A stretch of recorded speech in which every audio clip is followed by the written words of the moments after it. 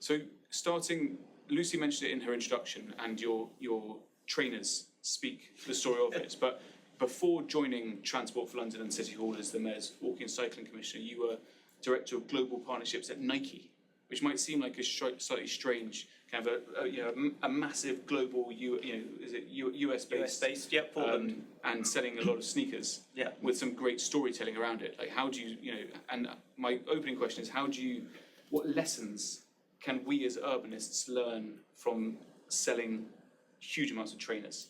Well, you do need trainers to walk around. Exactly. So I say that. Well, thanks ever so much for having me this evening. I've never had an introduction where the exit plan involves taking in St Paul's Cathedral. I remember that is quite impressive. I remember being at Berkeley for a visit when I was at Nike, and they had a car parking policy, which I thought was quite ingenious, that they were saying, anyone can park here as long as you've got a Nobel Prize. Yeah? And the whole car park was just taken up by Nobel Prize winners. So actually, that's about as elitist a car parking strategy as you could get. But thanks ever so much for having me. It was a weird one, but moving from Nike to the Mayor's office. On paper, it's a weird one, but actually, my role at Nike was fascinating. It was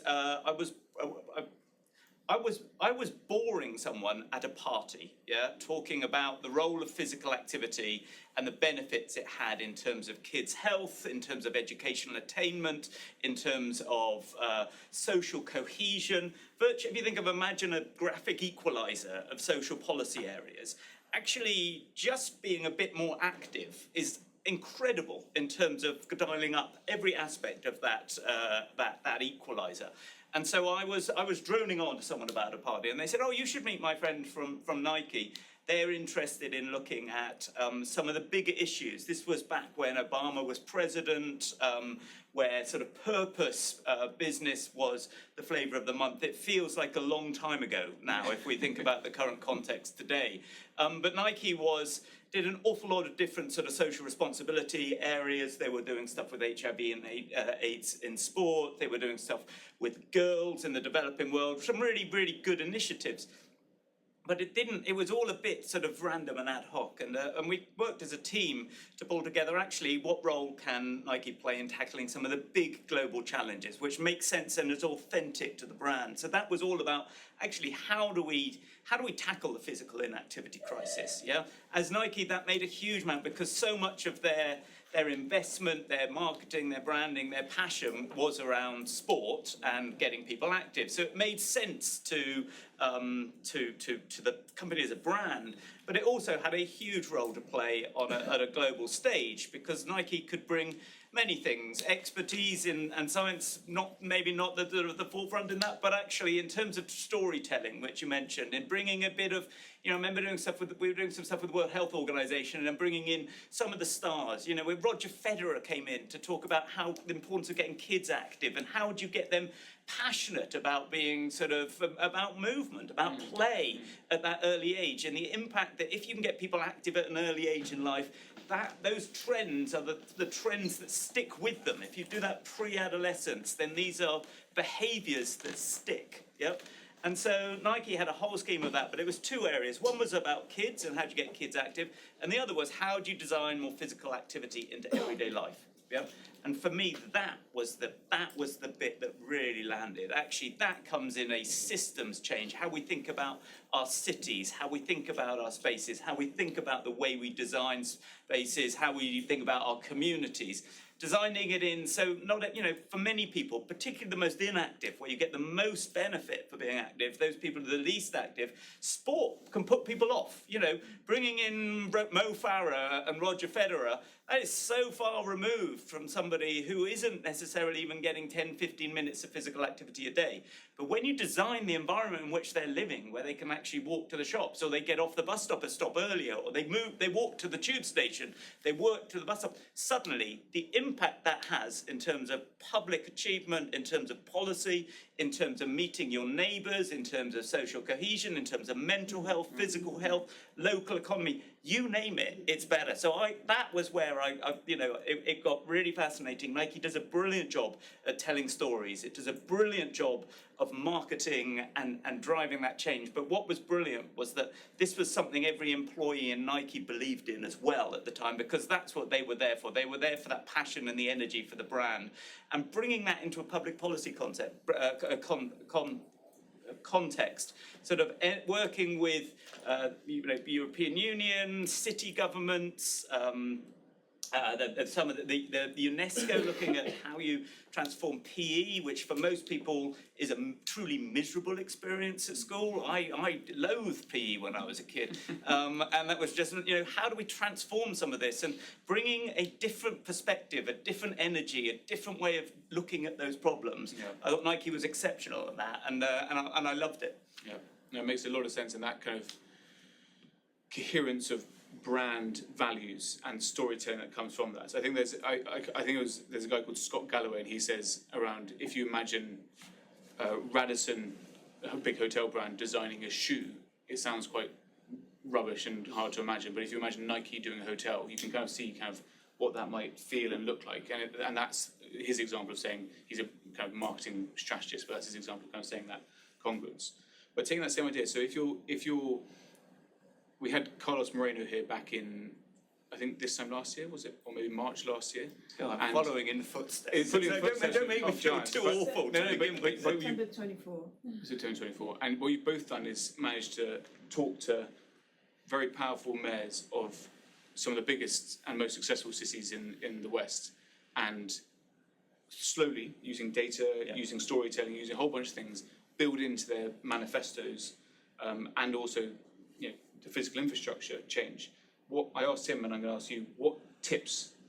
We've got urbanists in the room who want to make cities better places to live, amongst other things, and a lot of them end up needing mayoral guidance or authority en route. What tips would you give them if they want to try and change the hearts and minds of an ambitious mayor? Well, I'm really lucky. I didn't have to change his mind. Okay. Yeah, he was quite adamant on this. But I think, so he actually he recruited me. So it's all his fault. But I'm lucky. I didn't have to sell the overall concept of this. I think he instinctively knew that, having lived in London, having brought up in London. But I think it's everybody will be aware of the environmental and the air quality issues that he's taken on and successfully changed. When he was elected, I think they reckon it would be something like 187 years before London met its legal air limits. It's now, we did it in 9, yeah?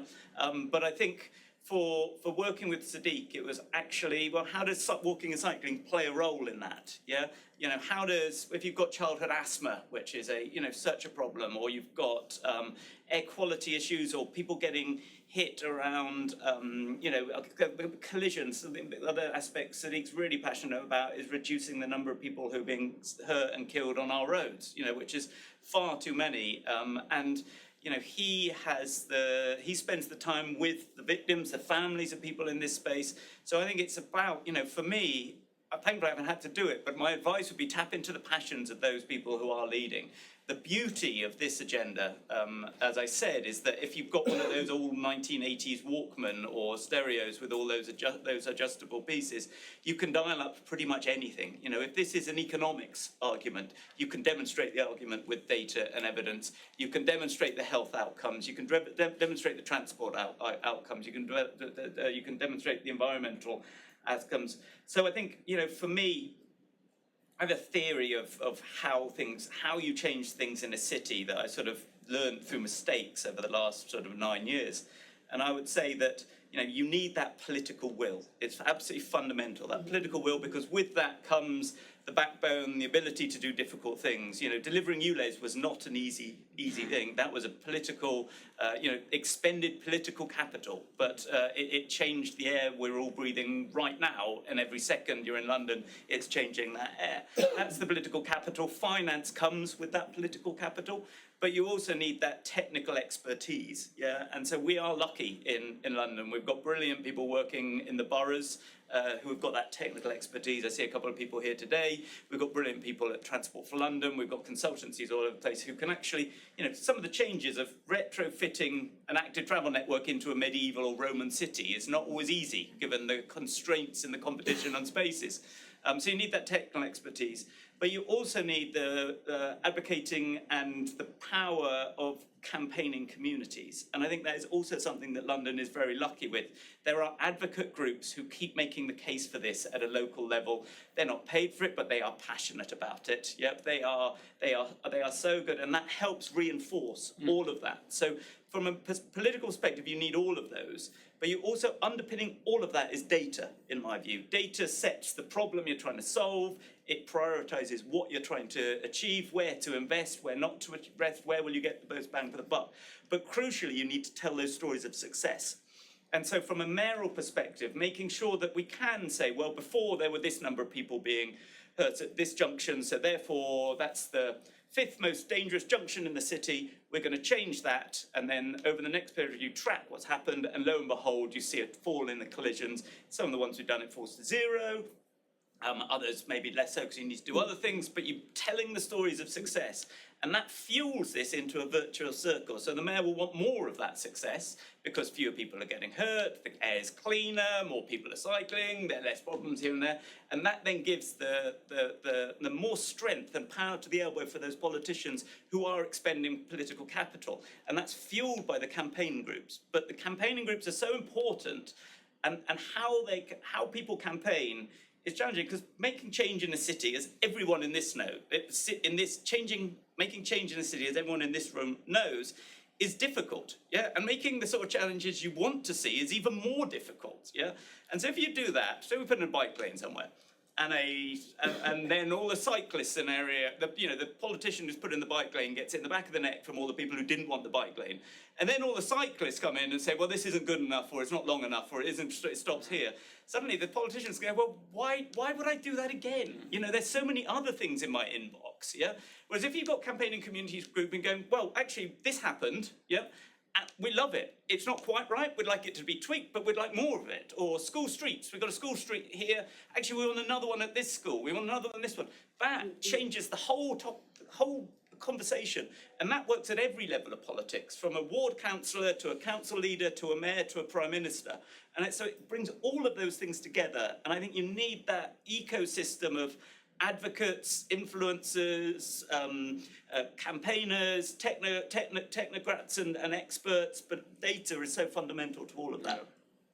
It sounds pretty exhausting just hearing it. The list of people you need to get on board with. And I think, again, people who've tried to... I haven't got them all on board, I promise you. But your PhD is in anthropology. And was some of this trying to kind of looking at this like an anthropologist rather than an architect or a transport planner, or those? I mean, how much do you credit your training? So I spent 18 months in a mud hut on the border between Mozambique and South Africa. So one might argue that it might not have any direct experience in terms of my PhD field work. But ultimately, anthropology is about understanding behaviour of society, groups, looking at politics, how politics is formed, how you influence that, power relationships, people who have got power, people who haven't got power, voices that are heard, maybe larger numbers of people who aren't, how that plays out in general life. So I can't say I'm sort of using my direct experience of a mud hut in my daily life while I'm trying to put a bike lane in or trying to deliver a school street in a borough. However, I do think that once you are trained as an anthropologist, you're kind of is always in there. You've got that underpinning, and I think that looking at, I think most of the big challenges that we face as society, there are technical solutions, but there's never going to be a miraculous invention. Whatever Elon Musk or other people think, that you're not going to be able to solve something that solves climate change or solves air quality just like that. We're not going to have something that sucks all this stuff out of the atmosphere. ultimately, we know what a lot of the solutions are to the biggest challenges facing society. The challenge is actually getting people to change, to want to change their behaviour, to participate, to feel that they're part of those changes, to feel that they've got the power to lead that change, to stand up to the people who have got vested interest against that. Now, essentially, that's about human behaviour and how humans operate. So for me, you need the technical expertise. I could not do my job without the brilliant people who know how wide a curb should be and at what angle this should appear, and the traffic light signals at a 4 or 5 road interchange, and how to phase that. But I think ultimately, I'm so dependent on them to do my job. But I think the bigger picture here is tackling the fundamental issues in society. Is about human behaviour, is about understanding power, about understanding communities, ensuring that everybody feels part of that, is empowered to do stuff. And I think that's, you know, a little bit of anthropological training is I find helpful in that. I'm not arguing that everybody should be an anthropologist. God help us if that's the case. So, and now let's come on to a little bit about economics. We had a few questions beforehand that came in from a few people heckling me online. You get people heckling you online? Yeah, no. This is actually a friend of mine. This is a friend of mine heckling me, so it's even worse. But let's talk. My friends send me pictures of potholes and ask me when we're going to fill them in. Yeah. So, you know.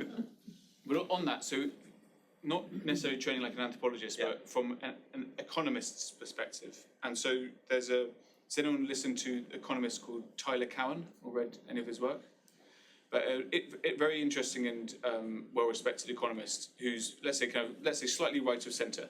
But one of his claims that he's put out, which he claims he's never had a proper rebuttal to. So what I'm hoping is that we can actually clip this, send it to Tyler, and then invite Will and Tyler to debate on the stage somewhere on this. But what he's said is that he's never seen a proper argument that justifies putting in a bike lane from an economic perspective. So he says, yes, there may be some social benefits, yes, there may be some health benefits, yes, there may be some environmental benefits, but are there economic benefits? And he's based in the US, and so the value of a road, a lane in the road is clear in his view.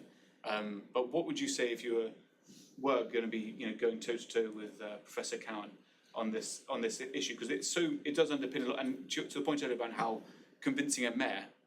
I think when you can get to the point around convincing mayors of any stripe, they're actually providing options in travel, which is why I know a lot of what you talk about is there rather than the monoculture of the car. Definitely. I think I'm not an economist, but there is an awful lot of data and research out there, and I think it's useful looking at this at different levels. So if you take at a very, very localized level, if you take an individual company or an individual organization, there is data out there that shows that people who cycle to work, this is data in the UK, on average, say, have 1.3 days fewer sick leave than people who don't cycle to work. If people are physically active, they have 27% fewer sick days than people who are classified as not physically active. So designing that little bit of physical activity into life works as a direct impact on productivity for a company, whether that's big or small. And that's at a hyper local level, essentially within a single building, if you take it in an urban setting. If you look at it at a high street level, or a local high street, we've got data that shows that where you have done transformations to make it better for walking and cycling, that might be a pedestrianisation scheme or cycle lanes with bike parking. I would point out that there is not a lot of bike parking around here.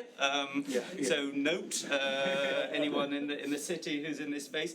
But actually, there's quite a lot of evidence. The evidence in London shows that you've got a 30% increase in retail spend in those high streets and a 40% increase in footfall on those streets. And that is data that's replicated. When I came into this job, I pointed to that similar data in New York. But everyone goes, oh, that's in New York, but not London. So we did the same. With a similar piece of analysis in London. Oh, that works in London. Then someone said, well, that's not North, that's London. South London's different, or North London. How granularly. The beauty of this is that you can now use aggregate data for MasterCard spending, which shows this stuff very quickly if you do want analysis. But so at a high street level, there's an economic benefit. But then if you think about a regional level, there's data that shows that I think cycling overall shows, or actually beyond the high street, you've got BIDs, local business improvement districts in London, which are brilliant in terms of advocating for the needs of businesses. And there's, I think something like 90% of them recognise that the walking and cycling creates more vibrant areas. So more people are in those spaces, they're spending more time, they're loitering in the best sense of that word, of spending time in that space. At a regional level, cycling, I think, contributes £150 billion to the European economy.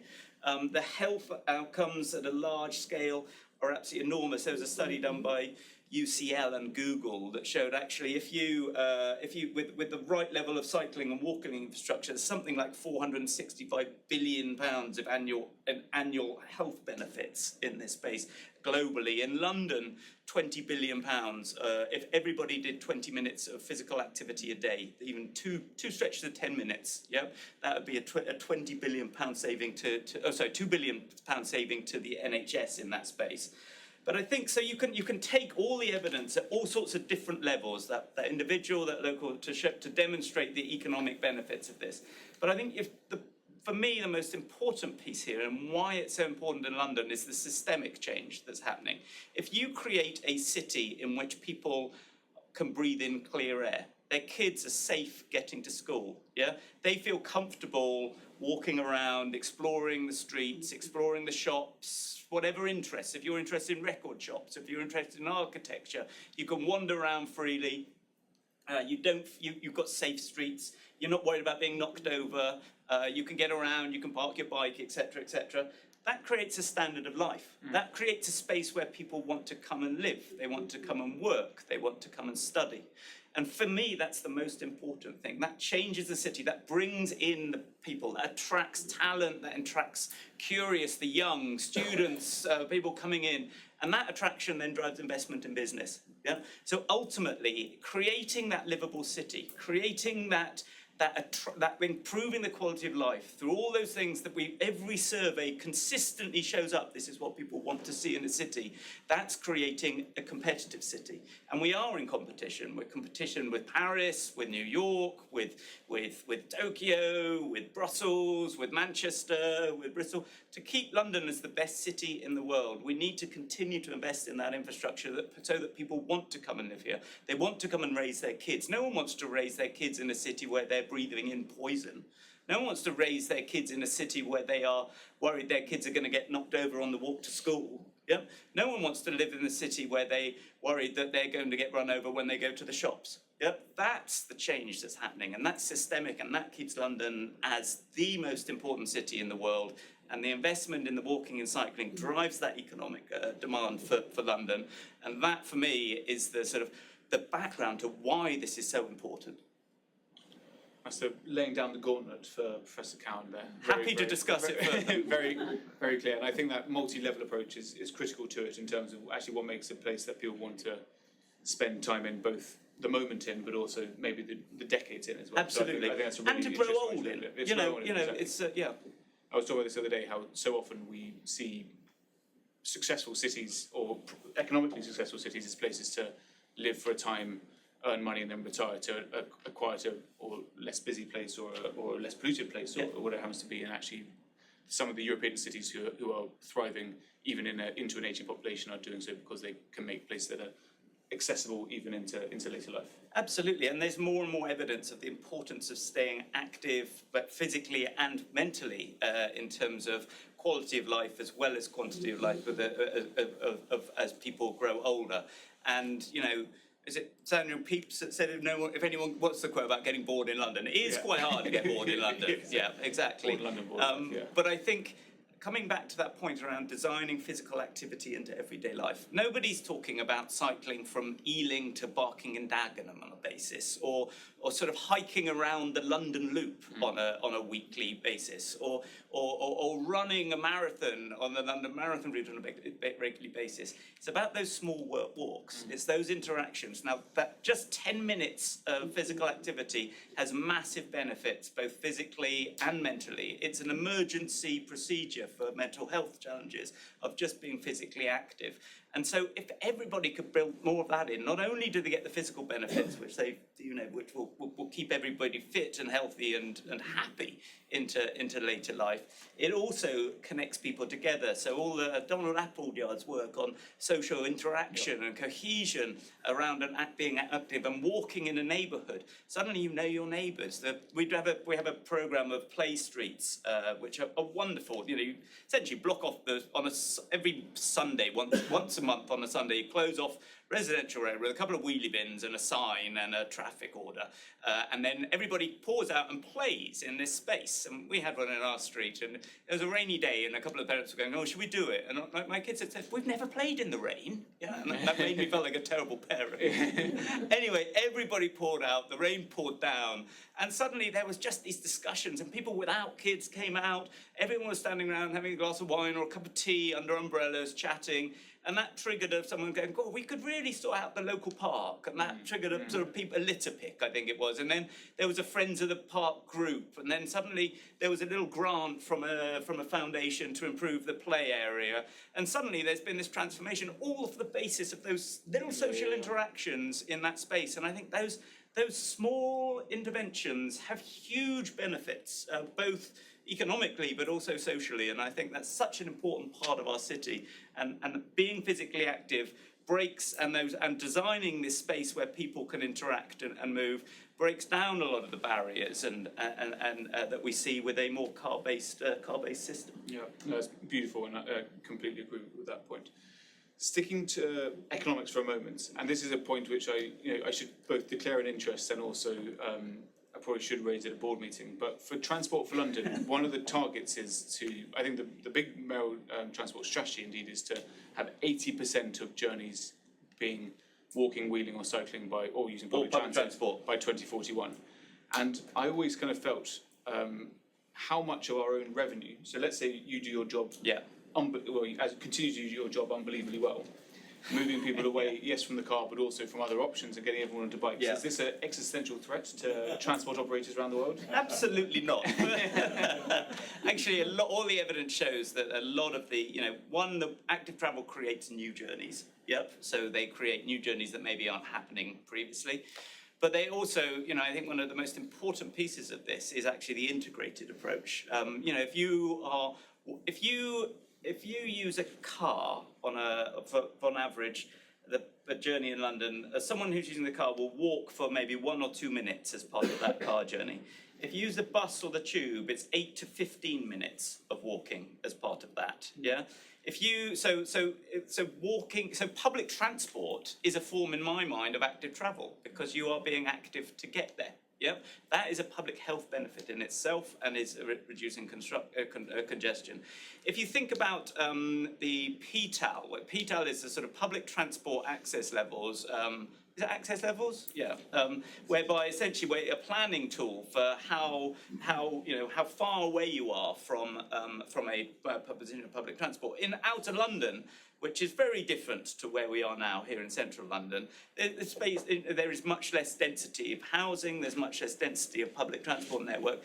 If you put active travel access levels out there, suddenly you layer cycling in, it access to around a station, for example. So you look at the Elizabeth line, the catchment area of the Elizabeth line stations when you factor in cycling is enormous. Yep, that brings in so many more people in terms of ridership, in terms of accessible, sustainable transport that is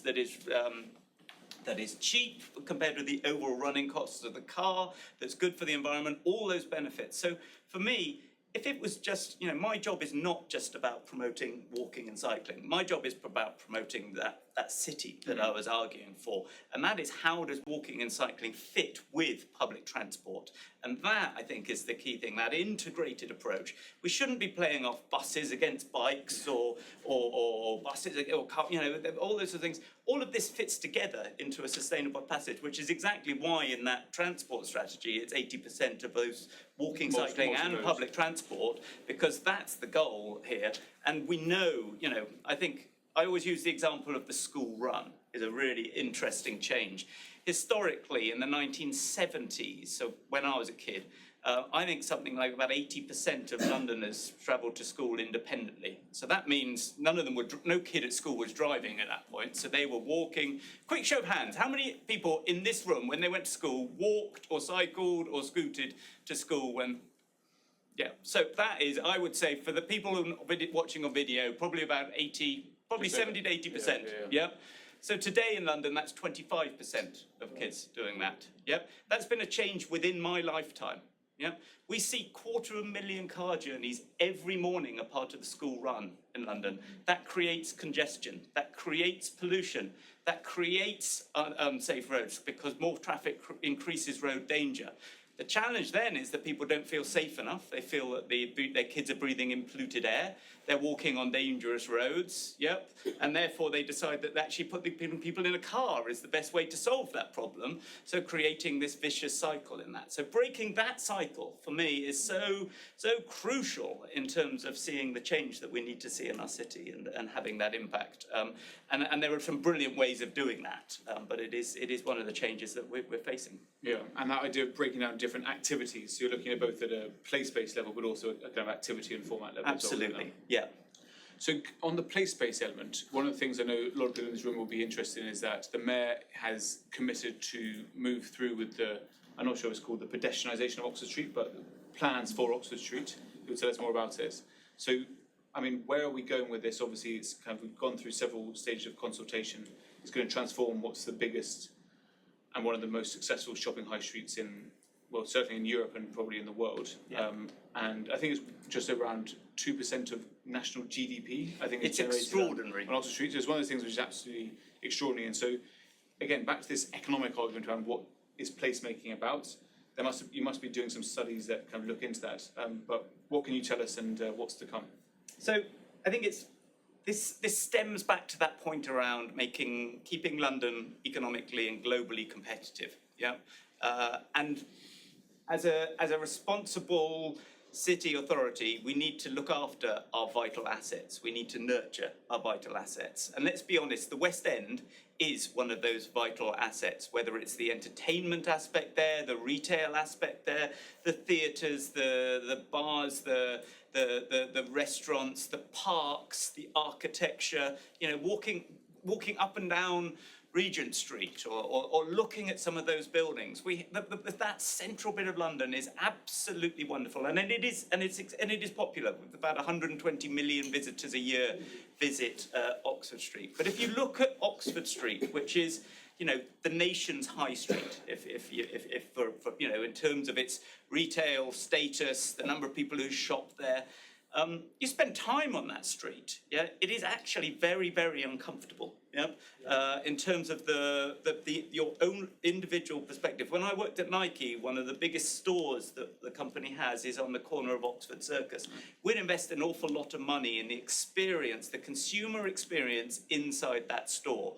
Absolutely vital. It wasn't necessarily about the sales, it was the brand experience in that store that people needed to fall in love with that. It needed to be aspirational, it needed to be exciting.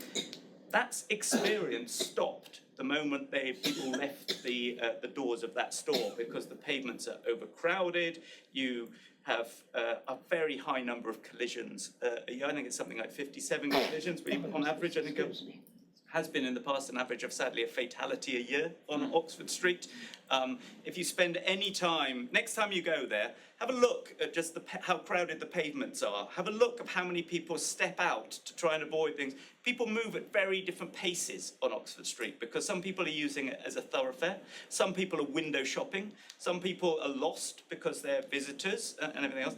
And then you compare that with Las Ramblas, yeah? Or you compare that with parts of Times Square, or parts of Brussels, or you look at the area of Tokyo, or what they've done in Sydney. The high streets around the world are changing. This is not about moving vehicles through the area. It's about creating a space where people feel comfortable, they want to spend time, and so the experience for them doesn't stop when you leave that individual shop. It is in that area. The transformation of Oxford Street, the pedestrianising Oxford Street, but also bringing in the planning authority for a mayoral development corporation. This is strategically important, not just for the economy of London, but for the economy of the UK. Yeah, this needs nurturing, it needs revitalising, it needs to stay top of the game. And frankly, going down Oxford Street at times in recent years, it hasn't. It's improved. We've got rid of the successful removal of the American candy stores was a good thing, but just the movement of people, the space in there is not what a 21st high street and that environment should look like, and it shouldn't just be about stores. You know, it needs a more diversity of use to make sure that people are spending more time in the area, better access to the parks. Hyde Park is one of the most wonderful parks in the city, in the country, maybe in the world, yeah? To get across from Oxford Street to get into Hyde Park, I think there are 14 separate crossings you need to do as a pedestrian to get into a space of solace, yeah, and reflection and frankly, as a 50-year-old man, if I'm, well, my kids wouldn't dream of going shopping with me now, but when I've been dragged to Oxford Street in the past with my daughter, yeah, I want a breather, yeah. After that, I would like to access it, but it's very difficult. So how do we restore that? So the mayor, you're right, has created a mayoral development corporation. We are consulting on the approach to pedestrianise it. It will take time. It's not going to be an urban forest. It needs to be in keeping for the purpose of that street and using that role to vitalise the West End. But what I'm pleased about, it is a catalyst for wider change. You look at what Grosvenor are doing as part of their estate in there. You look at what the Crown Estate are bringing forward on Regent Street. You're looking at some of the other landowners now wanting to accelerate things in the surrounding area. This is a catalyst for change in the West End that will keep the West End as one of London's jewels and why people want to come and live, work and study here. And it makes sort of sense. And if we're looking at this again as the economist at Tyler Cowen, or indeed from the Exchequer's perspective, what are the, let's fast forward 10 years' time, let's say 2 years' time, we have a pedestrianised or semi-pedestrianised Oxford Street. Let's say it's roughly, I think it's 1.8% of national GDP. Are you expecting to see that go up? Are you working with economists who are forecasting things? I mean, how are you thinking from that? The Treasury, economic perspective? so you can imagine some of the folk in the Treasury are very interested in that because, if you're looking at national growth, Oxford Street is important, but it's not just Oxford Street in terms of retail. It's also about the office workers that work above there, the surrounding area, the creative industries in Soho and other spaces. This is vital to the UK's economy.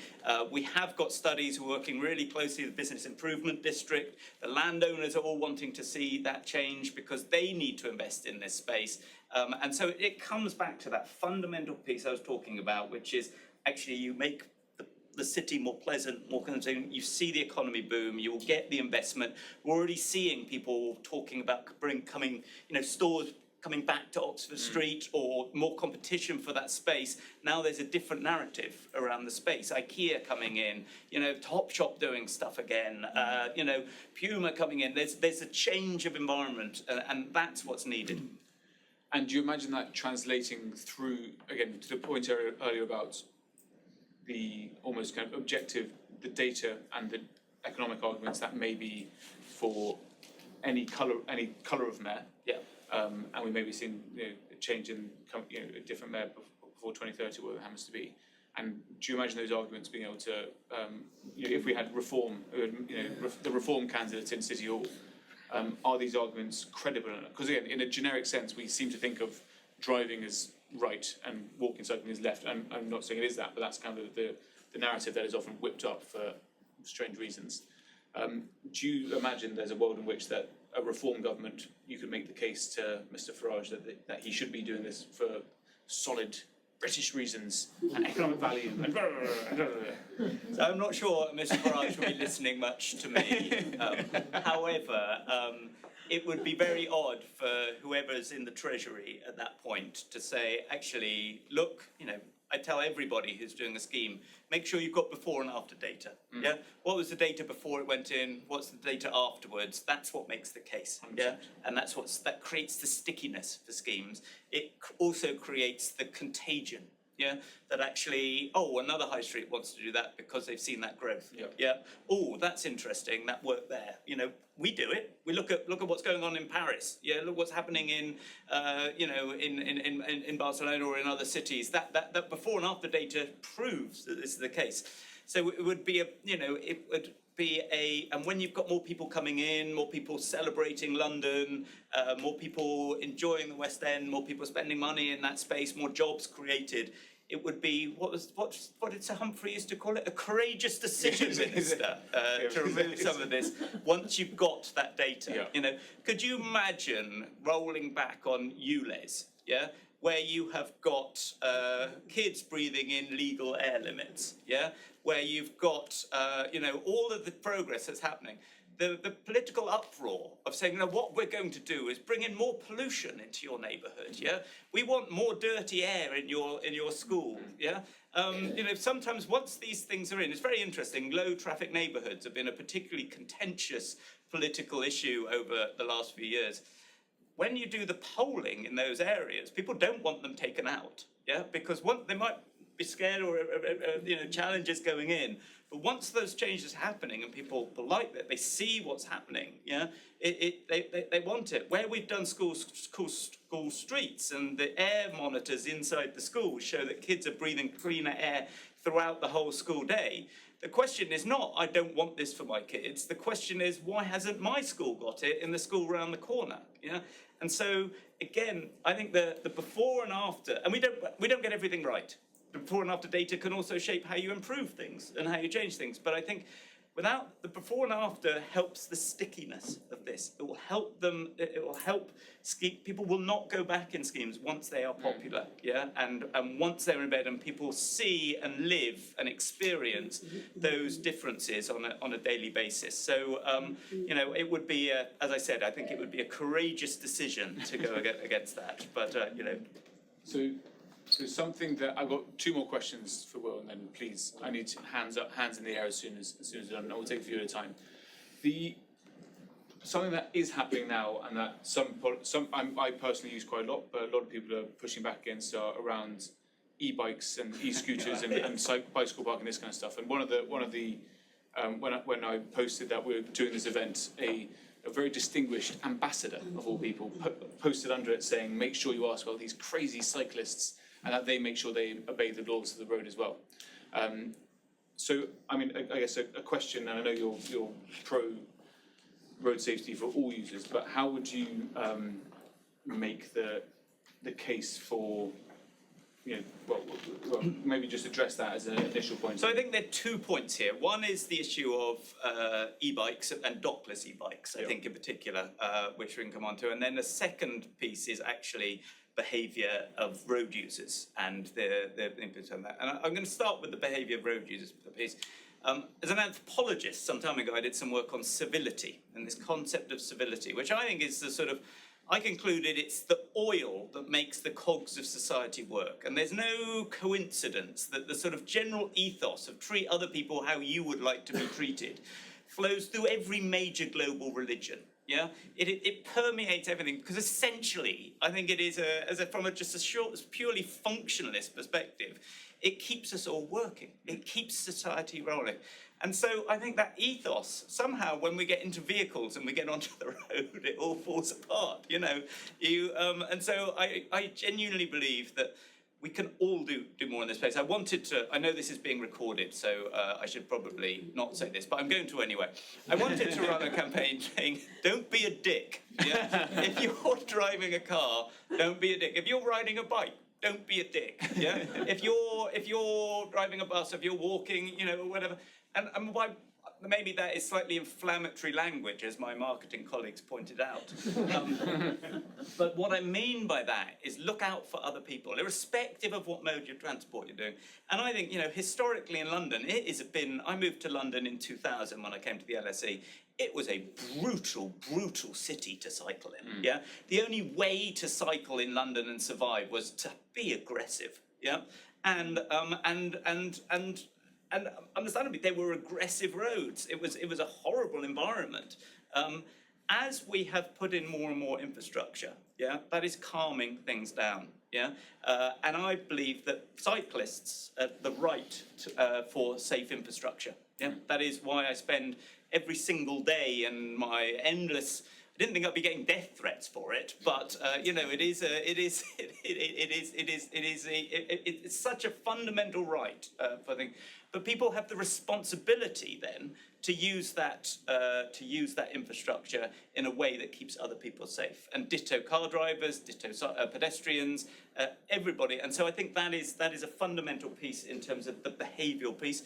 And we're doing more on dialing up some of the messaging on this, some of the marketing, some of the training, some of the engagement of actually and enforcement of working with the police. Before we come on to the second point, do you find that messaging works? I was thinking when you said this about the civility, that I think the first ever bit of, maybe using an urban legend here, but the first ever bit of writing was someone whinging about the younger generation being not civil and being all, you know, they have got no manners and this kind of stuff. Like, is this just the perennial, is this the human condition to kind of whinge about? It was not, I know you actually always do the opposite, but you know, it was not like that beforehand, and it used to be kind of great, and actually people should get some manners. Certainly I wouldn't romanticise the past, because I'm not sure the past is the case here. But what I do think is you can see some of the changes happening around the city. As numbers increase, there is a social change happening. While you do see people skipping red lights and you do see some terrible behaviour from cyclists, you actually count the number of people who are stopped there. The other day I was stopped at and someone ran a red light and everybody started shouting red light and ringing their bells and actually giving that person some grief. So there is social pressures that I think that then re-establishes what the norm is. And I think that's why we all have a role to play in this. I'm not saying get aggressive on the bike lanes and not doing that, but there is obviously a role for enforcement and the police and authorities. There is a role for design, so that there is safety is designed into the space. There is a role for training and education. There is a role for marketing and messaging, but there is also a role for individual responsibility and behaviour. And I think that all of that comes together to drive what essentially I think is a cultural shift. But cultural shift takes time. 1971, Amsterdam started building their bike lanes. We really started in serious bike lanes in 2014, 2015. It takes time for those social norms to evolve. If you think about the role of the mobile phone, you know, the social etiquette about new technologies or new things of, should I speak while I'm at a supermarket counter? Should I be on my mobile phone or not? You know, the new technologies, new infrastructure, it takes time for the social etiquette to build, but we have to be proactive in that. We can't be passive about it. We have to be proactive, which is where I think we're coming from a policy perspective. But this is not just about policy makers. I think this is a societal issue, and everybody has a role to play. Dockless e-bikes, on the other hand. So, dockless e-bikes. I think dockless e-bikes play a very, very important role in the city. Now you can see how popular they are. You can see it's reached parts, what's that? There's a beer advert, isn't there? It reaches parts that other beers cannot reach. You know, I think that dockless bikes do that. They've reached different demographics, they've reached different groups, different areas of London. I think they've been a really core part of the growth of cycling in London. But what frustrates me, and this goes back to my experience, this goes back to 2017 when the first dockless bikes arrived on our streets. They were sort of almost disposable, really crummy quality bikes. There was a yellow brand called Ofo, and there was a orangey brand called, I want to say Mobike. So anyway, they arrived on our streets, and at that point we sort of looked at it and we looked at the legislation, and London, and like every other city in the UK, did not have the powers in any of the acts and the legislative powers to regulate that market. And this has been, so since 2017, we've been asking successive governments to be able to regulate that market. I'm delighted that actually the government has listened. It's in part of the English devolution bill that's going through Parliament right now. That will give the city the ability to regulate and licence dockless e-bikes.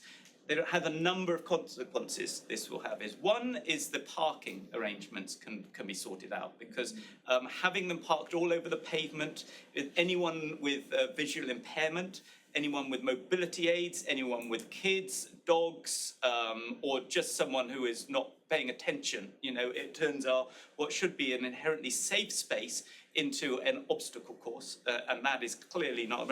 You can see them over fire exits, at the top of tube station steps. The inconsiderate nature of the parking and the challenges there is deeply damaging to individual safety, but also deeply damaging, I think, to cycling as a brand, e-bikes as a brand, and I think e-bikes are very important for urban mobility, and so we need to make sure that works. So where we have got the powers is, interestingly, through a trial the DFT launched, is the e-scooter trial. Yeah. The e-scooter trial is the e-scooter rental trial. I'm not talking about the private e-scooters, which I think are a plague, but the way that they're managed. The e-scooter trial has a 95% compliance rate of the parking, yeah, because you have geofenced parking bays, and if you don't park in them, then the counter keeps ticking. If we don't have to enforce on a bike-by-bike stage, you can then change the licensing terms if a company is repeatedly offending from a parking perspective, which could mean reducing the fleet side or even removing the license entirely to operate. Yeah. Now that level of regulation is proven to sort out the parking, but we also need a pan-London approach here, because no one in their right mind knows where one borough starts and another borough stops. You know, I've been doing this job for 9 years and I still get confused where Lambeth and Southwark start, or the edges of the city where Islington is, and you know, so from a consumer perspective that would be helpful. So you've got a single operator. So, but there's also, and this is one of, you're seeing this as a trend through everything I've asked, so there's also a data perspective here. I would like the data on safety. I would like the data on hotspots for parking locations. I would like the data on travel patterns, not where you've cycled, where's Arthur cycled yesterday, but the aggregate, because that would help me plan new bike lanes. Yeah. That would help me address parking challenges by investing in the right places. Having the safety data would be able to allow me to push back where there are, where I've got data where there are challenges coming through that say maybe something these are particularly dangerous, or if they are particularly dangerous, it would allow me to do an intervention in that space. But without that management and that regulatory environment, we can't do that as a city, and no city in the UK can do it. But London, as always, because we are the busiest and we are the best city for cycling in the UK, it's obviously they've got more of them anywhere else. So I'm very pleased that legislation's coming through, because I think that will allow an even playing field, and it would regulate for responsible growth in this space, because I think what we have seen is growth, but it has not been necessarily responsible either from an operator or from a user perspective, and I think some regulation in that space will actually help transform things. Thank you. And so there's a lot going on at your end. I'm just going to get a bit more water. I'll grab it. No, carry on. My final question before we open up to the audience is, you look at your CV, you wouldn't have guessed, you know, Doctor of Philosophy, think tank, Nike, City Hall. So yeah, it's a weird journey. It's a weird journey. But if we're, you know, it sounds like you may have some more work to do here. But what's next on the oh goodness me, Dr. Norman adventures? So I think everyone can. Cities. I suppose if I look at my CV, I can retrofit a narrative onto a whole series of combination of very interesting roles that appealed, and a few lucky accidents on there. I've never ever found a job more challenging than this job. As I said, I was naive when I started this job, and it was a good thing. I'm not sure I'd have taken it if I'd known quite how intense some of the backlash could be. I wasn't aware of how hard it would be to build a bike lane or to put in a pedestrian crossing by a school. I didn't think that, you know, head teachers of a school would complain about a pedestrian crossing that's going in to make it safer for kids. You know, I was naive, and that was probably. But one of the, I was walking with my son a couple of years ago now, but we walked over a scheme that had just gone in, and I remember having the discussion with colleagues over I can't know, it was a wall or it was a thing, and that had changed. It worked. Everybody was enjoying it. You could see people. In my whole career, I've never had that ability, that literally concrete delivery. Yeah, and it will be there for the rest of my kids' lives because it works and it makes that space better, and everybody now loves it. Yeah, and to have that level of challenge, interest, purpose You know, if you think about the outcomes that these schemes all drive, it is an amazing job. I'm enormously lucky. I work with some brilliant people who are far better at it than me, and I often just take the credit for all the hard work that they do. Some of them are in the room here today, but it's an honour to do this job. In terms of what next, you know, we sort of every so often a TfL press release, I sort of bask in the glory of 90 kilometres of bike lanes going up to 406.31, or we're now on 1.5 million bike journeys a day.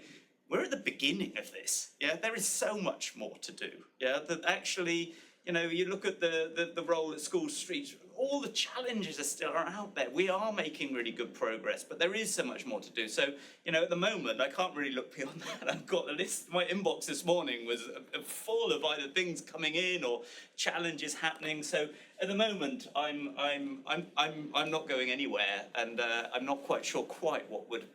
Yeah, this is the best city in the world, and in my view, I'm doing one of the best jobs in the best city in the world. So, if anyone could think of a better job, then do let me know. But at the moment, I'm not going anywhere. Super. Let's go round of applause for Will Norman and then we'll...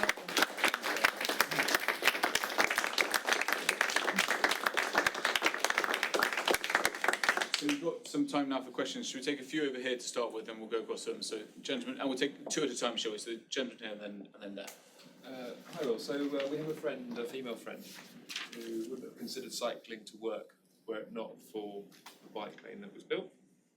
She then started cycling to work and got endless sexist abuse barked at her, and so she doesn't cycle to work anymore. How common is that experience that you've seen amongst female cyclists, and what's it going to take to overcome some of those barriers for more women to bike? Thank you very much. And gentlemen, I mean, It's pedestrianised. really useful to know who people are, yes, by the way, if we because say I don't know everybody. Name so, an organisation as we go. Yeah, thanks. I'm Henry, yeah. Darryl from Hawkins Brown. I mean, pedestrianising a street in the right place done well is an inarguable good. I just want, like, in terms of unintended consequences, what's been your biggest challenge in addressing unintended consequences? Great. So I think I'm very sorry to hear about your friend's experience. I sadly not surprised to hear that. I think it is very common. The London Cycling Campaign did a piece of research looking at this and interviewed particularly women cyclists around the city and showed just how common this was.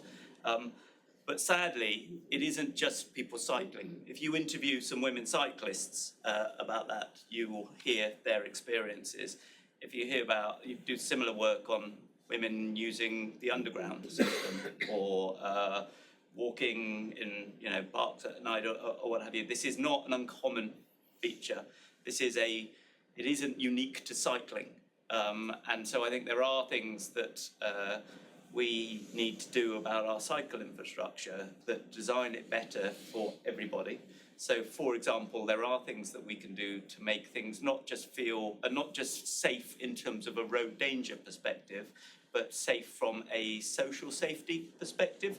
So, for example, lighting, CCTV cameras, alternative routes when they're going through parks so that people feel safer in that space. But in terms of that wider behaviour, sadly, it's not just women that get that. I can list off, I won't list off, I mentioned the word don't be a dick, but I've been called an awful lot worse while cycling in London, particularly if I get recognised, having been on the TV. And so I think, again, this is a challenge, and it is certainly drummed up with some parts of social media, some parts of the wider media play into this. But the women and for women and girls, this is particularly acute. But I think it is across a whole raft of different things. The Mayor takes this really seriously. There have been a number of campaigns working really closely with Metropolitan Police. TfL are doing research at the moment on how can we do more to ensure that women and girls do feel safer. There is more options for people to report, intervene in those situations where people are getting abuse or challenges. But it is, again, I think that this is a societal piece, and it isn't unique, sadly, to just cycling. But I've seen it as a cyclist, but I know that and all the evidence shows that women cyclists get it much worse than male cyclists, and we need to do stuff from our end. But again, I think it's going to take a wider systemic intervention from different authorities and different people to actually change this in the long run. In terms of that question on unintended consequences, there are of course unintended consequences. So some of the challenges, the most obvious one is traffic displacement, where space is taken away. There are challenges with loading and movement of goods and services. There are challenges for people with different disabilities and different needs. There are challenges on, having a conversation earlier with someone on Oxford Street. Do you put cyclists down Oxford Street or do you not put cyclists down Oxford? I'm very strongly against putting cyclists down Oxford Street because of the volume of pedestrians and the space that needs to be.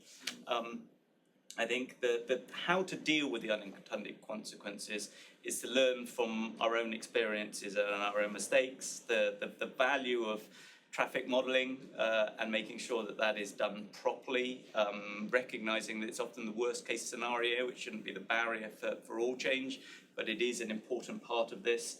I think learning, spend a lot of time talking to other cities and other areas that have made changes in that space and some of their unintended consequences. But then I think ultimately we've all got to have a degree of humility that when a scheme goes in, there might be the need to tweak or change it. But engagement, I think, for me, is fundamental in all of this, of actually understanding the nuances, the things, not just in one area. There's a scheme that I've been looking at that would make a wonderful scheme if we did it. You model the traffic and the whole computer across half of London starts to break down.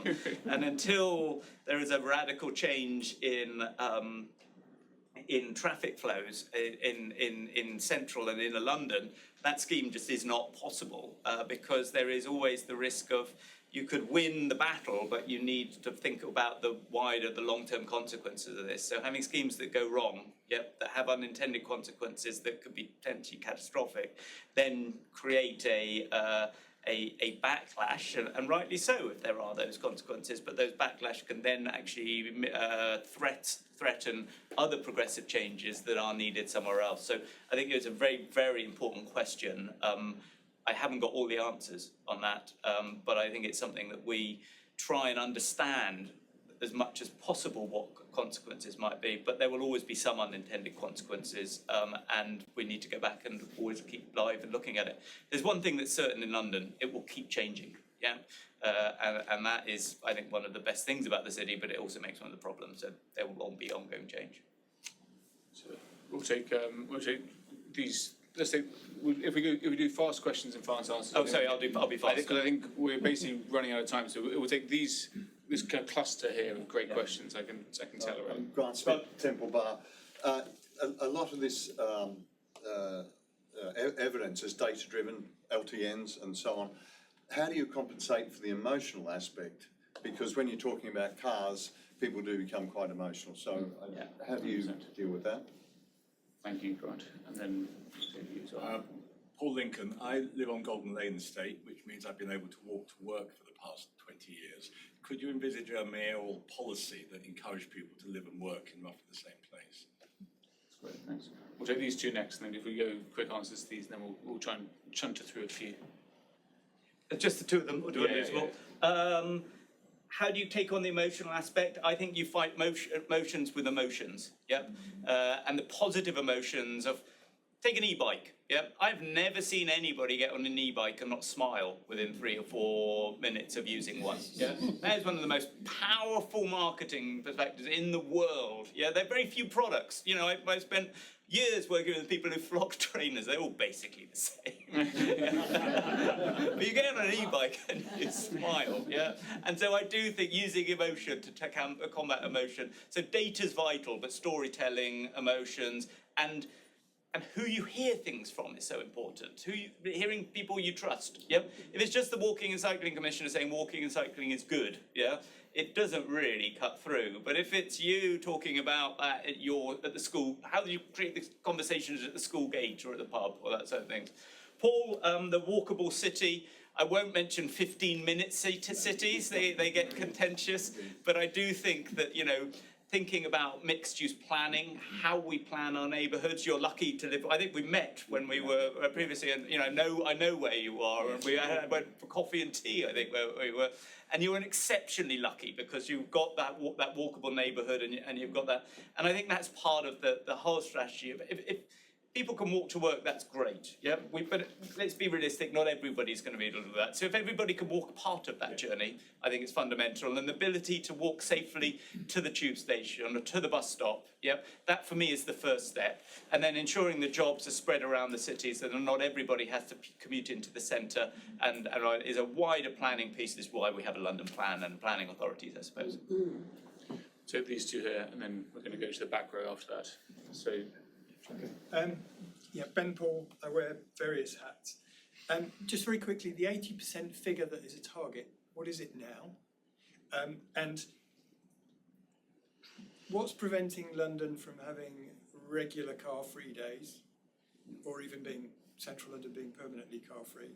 If Bogota can do it, a city of equivalent population, if they can do it regularly, why can't they? Sorry. Yeah. Do you have your question? Yeah. Luke Nicholson. I think, the question I'm really interested in is, as a cyclist who's been doing this for a long time, an active traveller, Zipcar has been really important to me, and before that, streetcar has been really important to me. And it seems like as you're saying, it's a systemic question, and a key part of the system has been Zipcar. But I'm on the outside, I have no idea. So I'm really interested, what happened there? How was that allowed to happen? And separately, what is wheeling? You mentioned wheeling. People in wheelchairs. Yeah. Right. Yeah. Okay, Ben, we're currently at, I think, 64 or 65%, towards that 80%. In terms of car-free days, they are exceptionally expensive to organise at scale. So Ride London, for example, was, large car-free day for that sort of thing. As costs of putting on events go up, particularly when they're not funded, where people don't pay the money to participate, even if they do, the number of people engaging, it's not financially sustainable. And in times of financial crisis at the moment, and financial challenge in the public sector across boroughs and TfL, my strong belief is that my responsibility is to invest the money we have got in the safer infrastructure that makes it safe for people to cycle and walk on a daily basis. So I recognise the benefits of car-free days, but they are exceptionally expensive to organise, particularly in the city of London. We have so many events happening on a regular basis. People can enjoy car-free days at a local level sometimes, but as a pan-London piece, it's very challenging to do. Luke, streetcar, Zipcar. Yes, I was a streetcar member, I was a Zipcar member. I can't remember the last time I used it, and I think this is actually the challenge here. That the business, their Zipcar moved out of every city in Europe with its model. London was the last bastion. The model financially didn't work. I'm sad about that. But it is a private company. We're not going to have TfL cars as a brand here. What we're doing at the moment is working with some of the car sharing providers, understanding some of the challenges that are there. One of the issues is around the cost for the parking bays. There are issues around the financial returns on the second-hand value of electric vehicles. It's a complex, difficult thing, but I think essentially one of the things that's changed is actually people are not using them as much as they would be. You look at, IKEA do deliveries. A lot of, people are getting those sort of big supermarket shops are now delivered to people's homes. The need for those car journeys were going. So you had a lot of members of these things, but not necessarily a lot of users, with again rising costs in that space, which was a challenge. Super. Let's try and take these two from the back row, if possible. So, gentleman here and then here. Andy Smith. I think my kind of question is that London is distinct in the UK for various reasons, notably the local government structure and public transport, very different from any other city. I live in Newcastle, and so I wondered, from your experience, what advice would you give to other cities or even small towns which don't have that kind of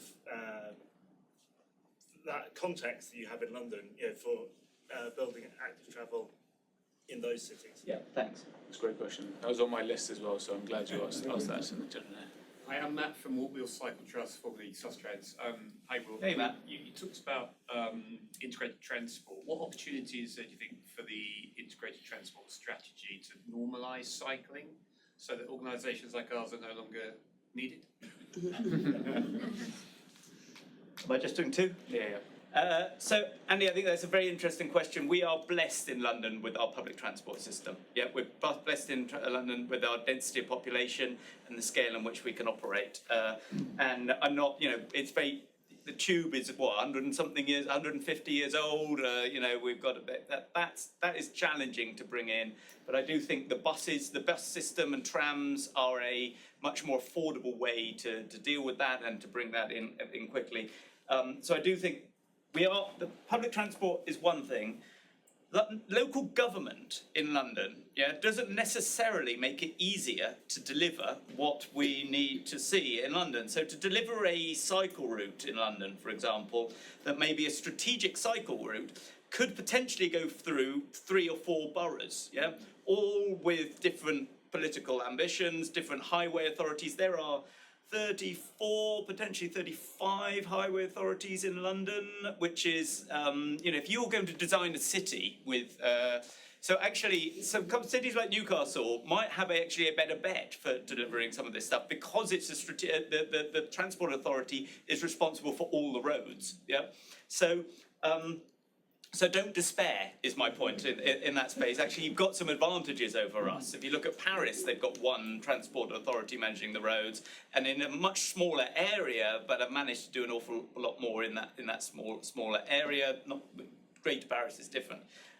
So I would say that, but I come back to that fundamental point. It's political. That point I made earlier around the political will, the technical expertise, which you do have in Newcastle. There's some good stuff and there's some good people in Newcastle. Those campaigning communities, don't ever think that your letters and emails to MPs and to councillors don't matter. They do.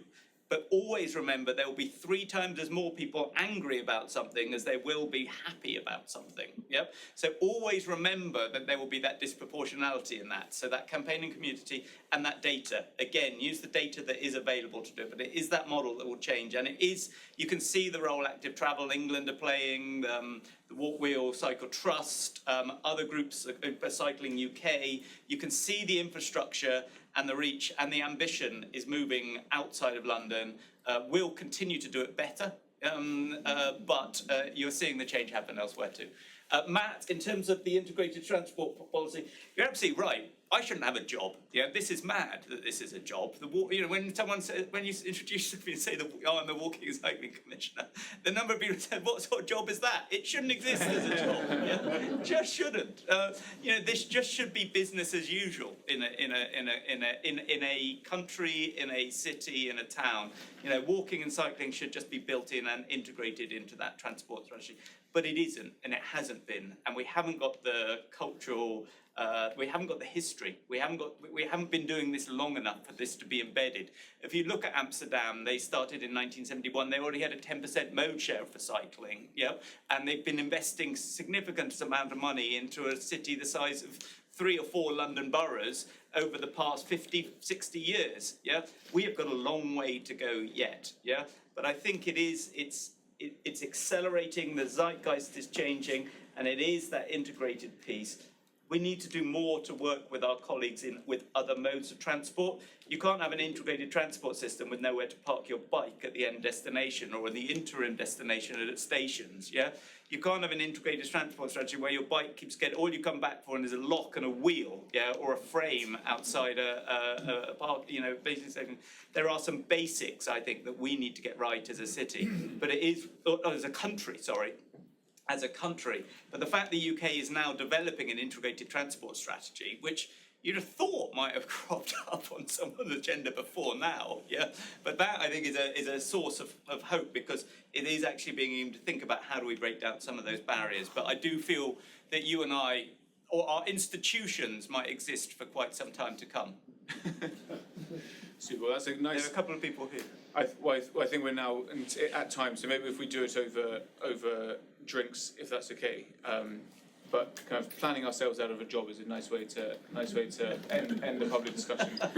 So we'll leave it. Some people would like that to happen fast. Exactly.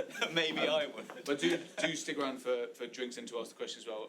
Let me say huge thanks to Grant, who's actually just left, but he's been blushing. Huge thanks to Grant for today. Thank you very much to Lucy and the Temple Bar Trust for hosting us, and to Dr. Will Norman for being an amazing guest today. But also, thank you for coming. It's like...